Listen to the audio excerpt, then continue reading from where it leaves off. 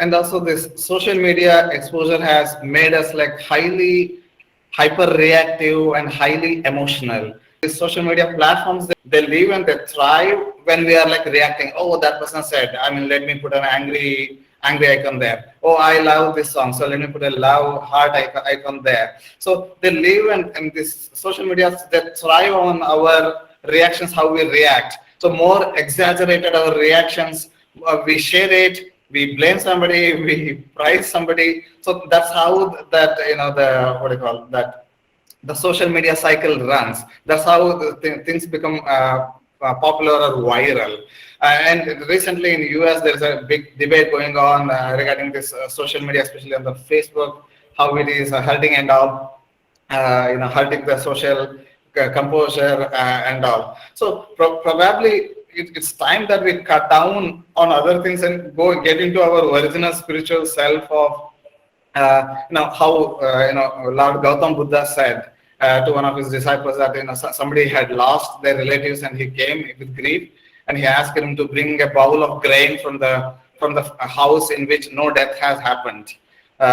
So ultimately, I mean, not to get into too much of spiritual or moral lecture, but still death is kind of certain, and more we learn about it and the more we value the life and lead a spiritual and righteous and full of dharma life, better for us and also better for our heart and our mind and our life as a whole. Definitely, we need to follow the dharma. Dharma chintana is a must.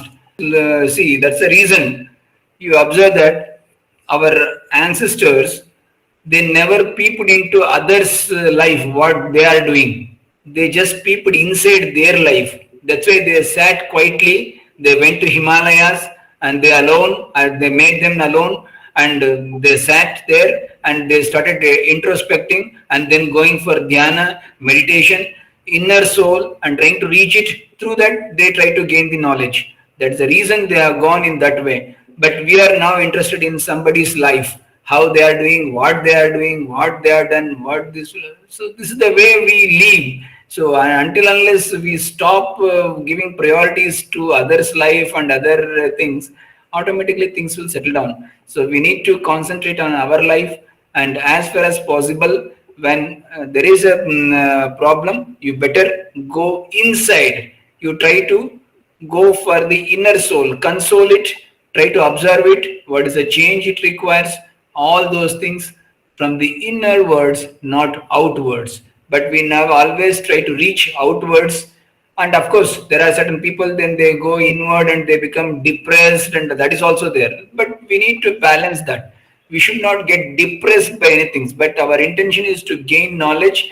And so we should go for a meditation and dhyana in such a way that we should try to search the soul, and we should try to link with the Paramatma or the super knowledge or superhuman knowledge, whatever it is we call it. So we need to understand and make a link of that direction. So that will be most beneficial. And of course, we need to have a certain balance of its and buts. Everything has a starting and everything has an end. So we need to understand that there will be start and there will be end. If that is understood, then definitely there will be no problem. We can come up with good colors, and we can avoid all these unnecessary deaths and unnecessary issues.